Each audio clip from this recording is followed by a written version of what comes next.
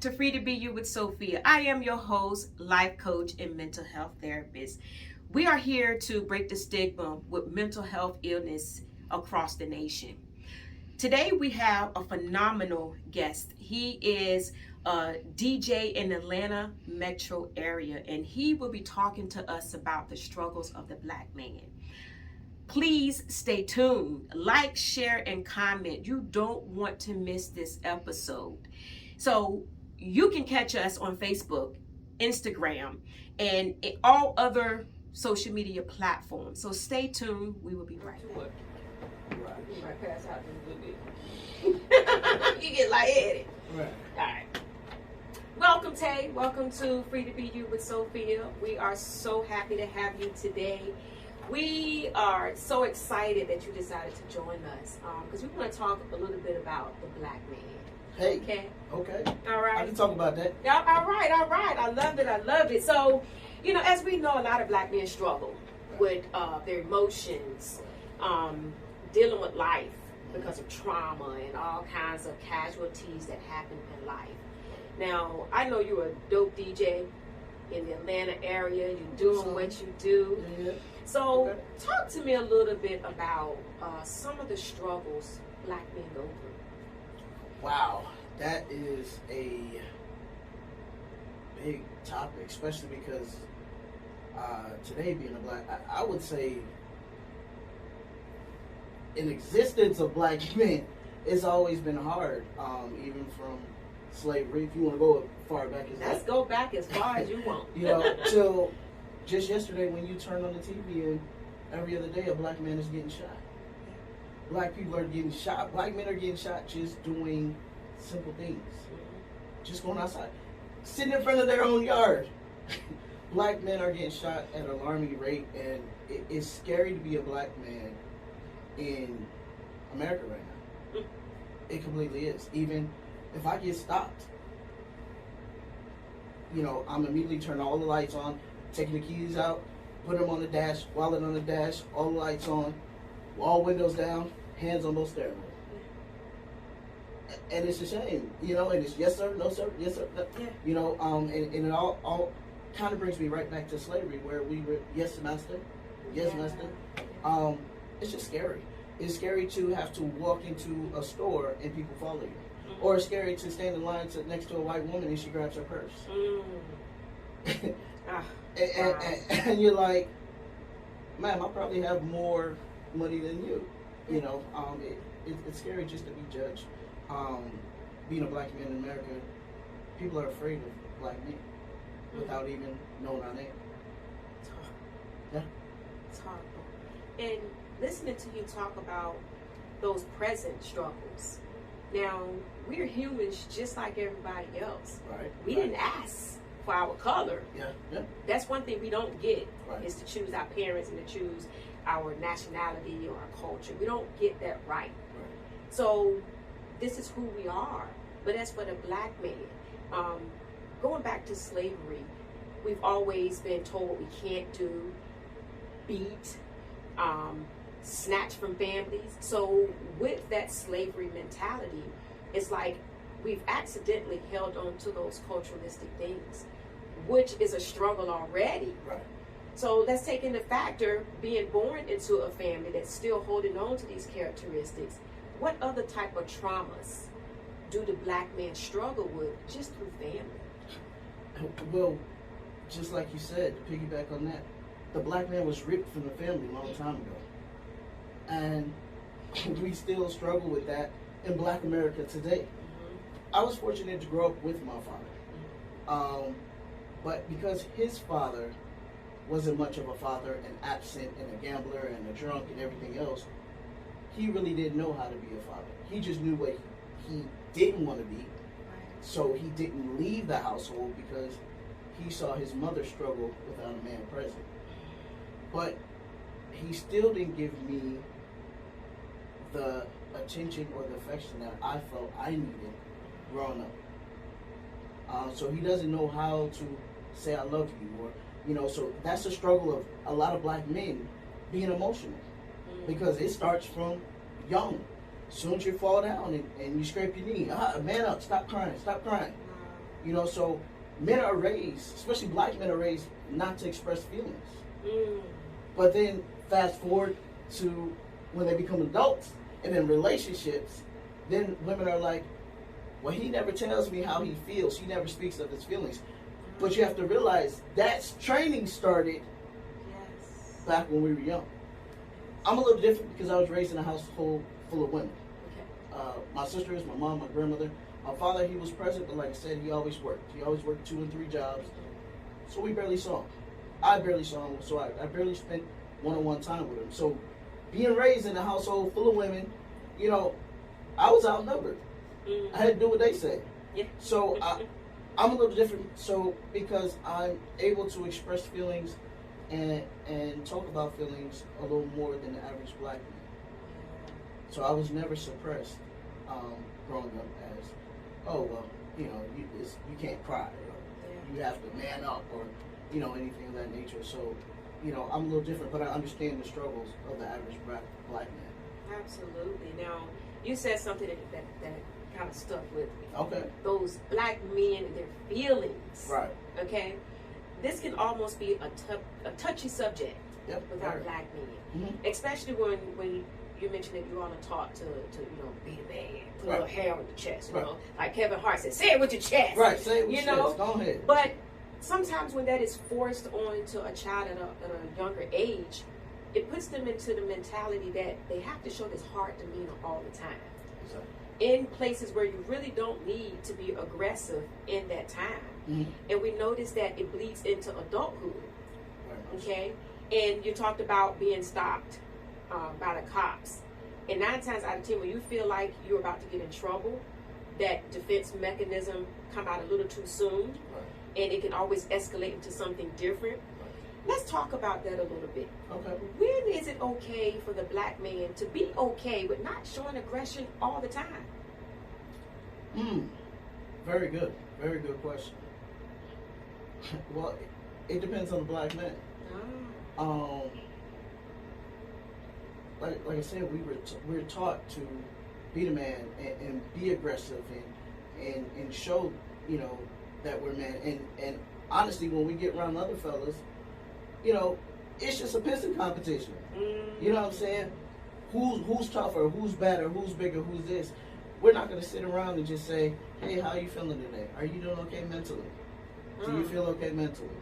We're not going to do that because that's not what we were taught. We weren't taught that. We were taught, you know, only the strong survive. So when you are with your guys, you actually become more aggressive than with anybody else. But it's hard to even really answer that question, because it should be okay for a guy not to be aggressive all the time. Okay. It should be okay, but that's not what we're taught. So that's not what we know. So it's almost like contradictory. To be a man, you don't have to be aggressive, but you need to show aggression. Right. And I think it may be up to that man to have some balance. Right. You know, I know for me, I don't want no weak man. I want to feel protected. I want to make sure that if anybody come up in my face, my significant other, husband, can fight my battle without literally fists or a gun, because those things are getting out of control. People really don't know how to verbally express themselves without a weapon. Like we see all over the news all the time. It's because we don't know how to have that dialect to actually talk, because we feel like we need to use a weapon to make ourselves heard. We're killing each other at a rapid rate because of that, and it's all because unstable mentality. Right. Okay, and that goes for all colors, because we see it's happening all over. But this topic is more about the black man, to help them express themselves, to understand that it's okay to have this issue, but let's talk about it. Okay? So mentally, when a black man is going through some type of emotional distress, now we know that the word mental health is a stigma within the black community anyway. I want to stop you real quick. Okay, go ahead. I want to respond to what you said. Okay. So, and then we'll get back to the question. So, you said you want to feel like you're protected. Okay. You're going way back. No, you just said it a couple minutes ago. You know, when you're with the man, you Mhm. want to feel like you're protected, Mhm. and you want to feel like, you know, everything okay. But what if we're scared? Ah, okay. So if a rat comes in here right now, and you get to jumping, and I'm jumping too. When whatever settles down, you're gonna look at me crazy. Maybe. Right. But both So- of us would be scared. Yes, Okay. but it's okay for you to be scared. But what I'm trying to say is, women put so much pressure on men. Mm. It's a constant tugging about. I want you to be tough, but not too tough. I want you to be aggressive, but not Okay. too aggressive. I want you to talk about your feelings, but not too much, because I don't want to think you're a punk. Ah, that's deep.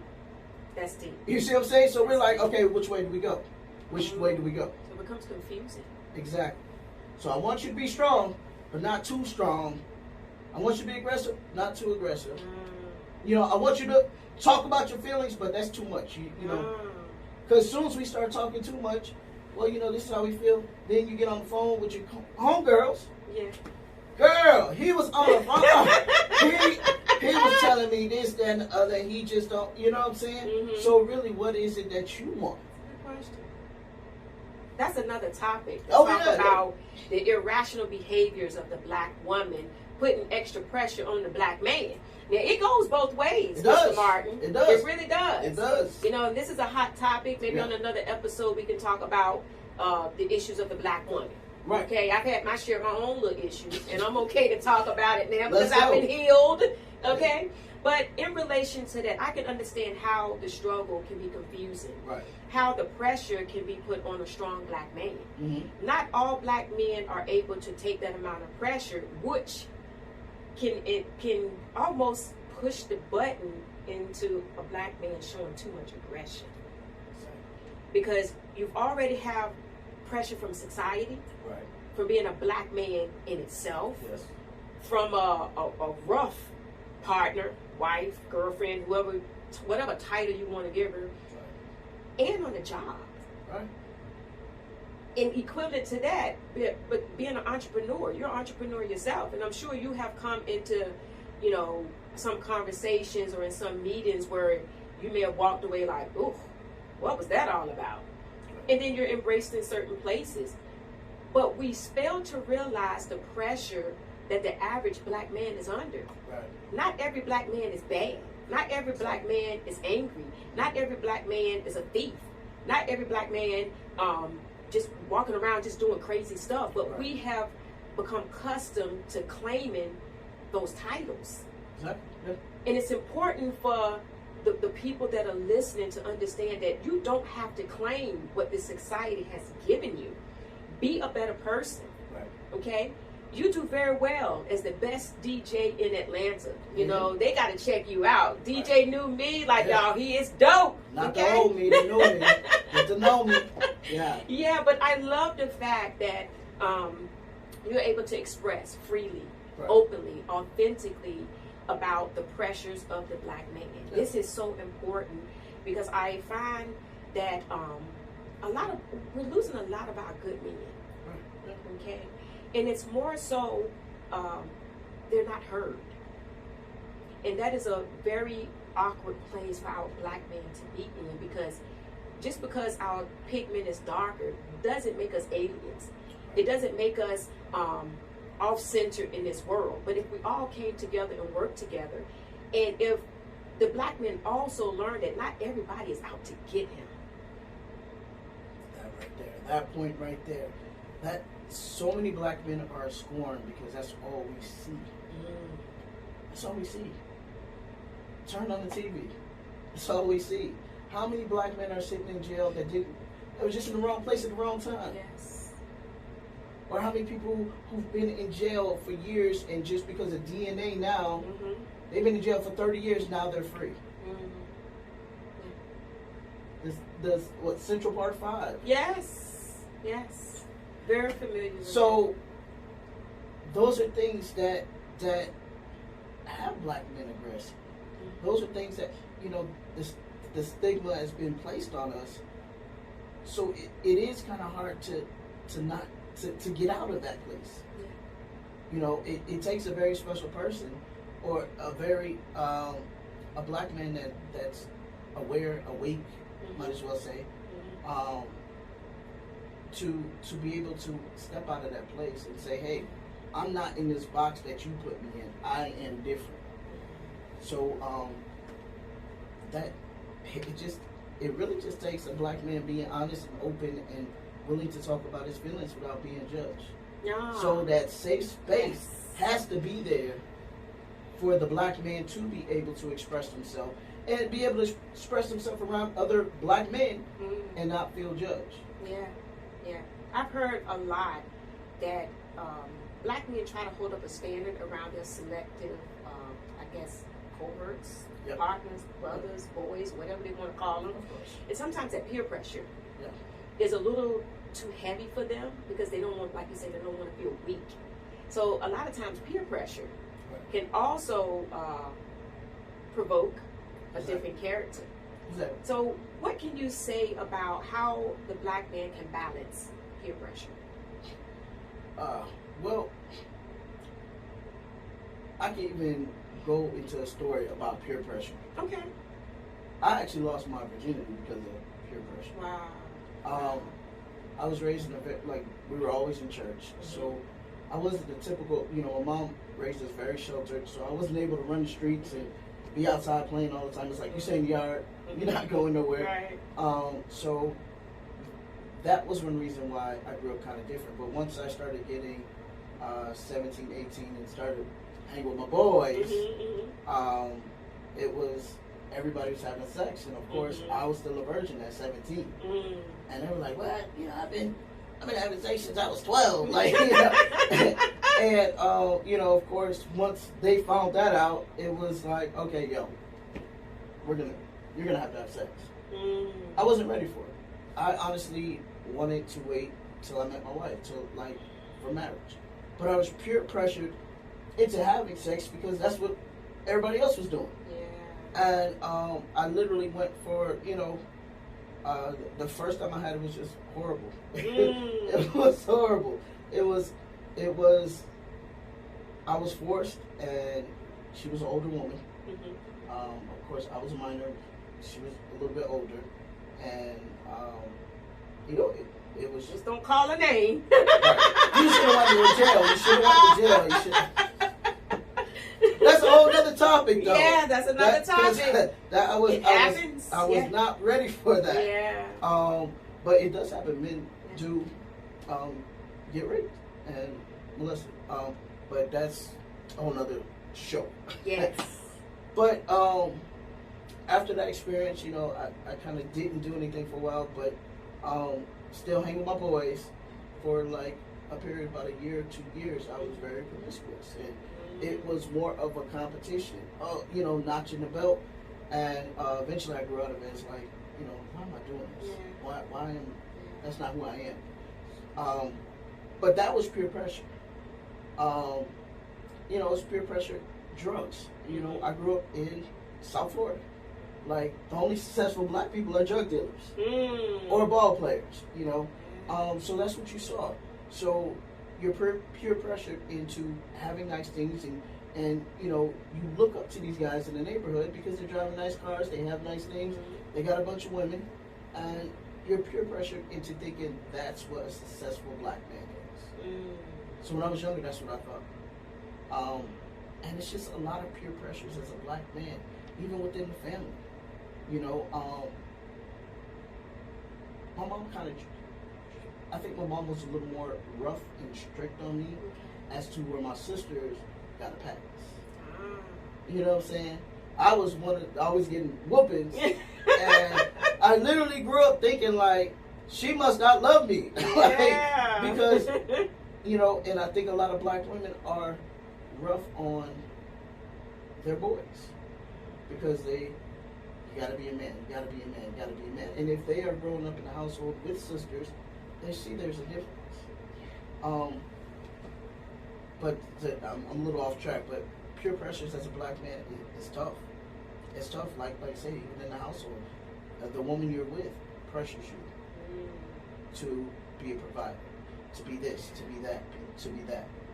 You know, we have peer pressures all around, not only from our friends, but our family and you know, the women in our lives. Yeah, yeah. And a lot of times we forget that pressure starts in the immediate family. Right. The day you're born, the pressure starts. Right. It just be different for different people. I know the way I grew up, it was much harder on girls. And it was like the boys had free passes to do everything. Of course, I was raised in the church too. You know, the rules are different based upon what religion you practice and what denomination, but they were a lot harder on us. So I believe that's why a lot of people shy away from Christianity, because they feel like others are treated better. Right. That's another type of pressure, but that's another topic too. Right. Okay, because whew, we won't go there right there. Okay. I wouldn't say Christianity. I would say more religion. Yes, Because, religion. you know, you can be a Christian, because to be a Christian is just to be Christ-like, Yes. which has nothing to do with religion. That's a whole other topic. So a lot of people say, "Oh, Christian," but that is your walk of life. That is who you're trying to be or be like. But your religion is Baptist, Yes. Methodist, you know, non-denominational. So that's where that gets a little tricky. A I mean, that's tricky. a whole nother subject Right. in itself. we gonna have a bunch of shows. You have to have me back. I would definitely have you back. Got to. Because that's something that we really have to talk about. Let's go. As far as I'm having a wardrobe malfunction, y'all. It's see. all right. It's Okay. We are free to be you, so anything liable to happen. So we're gonna carry on. So, Mr. Martin, Yeah. like, this is so needed to hear the perspective from a successful black man. Okay, we have the youth out here now. Even right here in Atlanta, the teenagers are going crazy. They are. Okay, it's almost like we are failing our youth at an alarming rate, and it's like we're throwing them to the wolves, counting how many we're gonna catch tonight. And it's to the point where did we go wrong? Or did we ever fix the problem? Or have we been tiptoeing around the problem? And a lot of times we are afraid to stand up because you don't know what type of repercussion. And a lot of people don't want to be verbal about things, because there is a thing, you come up missing when you talk too much. Okay? We don't want to talk about these things. And on this show, we are free to be us, because if we all got along, if we all treated each other with dignity and respect, we were less likely to have so many issues in this world. And the struggle of black men, black people in general, black and brown, and we're not turning this into anything racial, Right. but I can only speak for the black community because that's what I was born and raised in. I didn't ask to be who I am, but I embrace who I am. Yes. I love who I am. I've worked hard to become the person that I am. So I have to learn how to deal with it in the most positive way. Right. Okay? So when it comes to the black man, and you touched on emotions, okay? That's another touchy subject for our black men. Right. Because I've seen that black men hold a lot of things in them. Of course. Okay? So I want to ask you, when is it okay for the black man to feel that it's okay to talk about your feelings without feeling like you're weak? When he has a safe space, That's important. that's the biggest part. If a man can feel safe to say how he feels without the repercussions of being judged, or without it, you know, blowing up in his face or being thrown in his face, then he would express himself a lot more. Do you feel like the black man is given an opportunity to feel safe? No, of course not. Of course not. You're not safe being a black man in your own home. Police come in your home and pull you out, and you have nothing. You've been there all day, you know, because someone said they saw you. You know, it's not innocent until proven guilty. If you're a black man, you're guilty until proven innocent. So, where can black men feel safe? That's a good question. If you can't feel safe in your own home, it's almost like y'all don't have a place to be safe. You know? And I think if more people understood the issues of the black man, they wouldn't be so judgmental. And then if more people understood the issues of the black man and the black man felt understood, they might not be so aggressive. That is a very good point. That is a very good point. And now that you touched on it a little bit, kind of touched my heart a little bit. Okay. And that's what this show is about. Right. You being free to be you. Mm-hmm. Because these are essential issues that our black men are going through. Right. You have very successful black men out here who's making millions and millions of dollars. But y'all still have some struggles underneath that you almost have to cover up because you have to hold some type of demeanor. Right, of course. You have to portray being stronger than who you are. But nobody knows when the lights go out and you're home alone and you lay your head on that pillow, you almost got to gasp for air. Right. All right, I made it through this day. Right. All right, let's wash and repeat. Right. What are the pressures of holding on to these struggles, these pains, this trauma, and have to push through it every single day? Man, the struggle is real. It's real to always have to be strong. We don't get a day off for being a black man, especially if you are a black man with a family, or you're married, or a lot of black men. Like I take care of my mom. My dad's still in the household, but she depends more on me for things. So, we don't get a day off. That's tough. Yeah. That's tough. And I can't really speak for all black men because there are some, just like every race and every species, good and bad. Yeah. So there are some black men that just say, forget it. I don't want the stress. I don't want the problems. Is that why some black men give up too quickly? Because Yeah. of the pressure? Yeah. Some black men can't handle the pressure. So yeah, they give up. They walk away. Or, a lot of times even in relationships, black women, I really don't think they realize the pressure that black men are under. And even in relationships where there's kids involved, and sometimes they just walk away. Because it's like, you're not doing this, you're not doing that. You're not doing this, you're not doing that. But a lot of black men try. But even though we try, we get knocked down. And if you're getting knocked down in your own kingdom, how can you go outside the kingdom and fight? Wow. Now I'm not blaming it now because I don't want any hate mail or anything. I'm not blaming it all on the black woman. I'm not. Right. We understand. I'm This not. is about the black man, okay? But that stress starts at home. Think about if you really supported your. Now I'm not saying all brothers now, because ladies, be smart.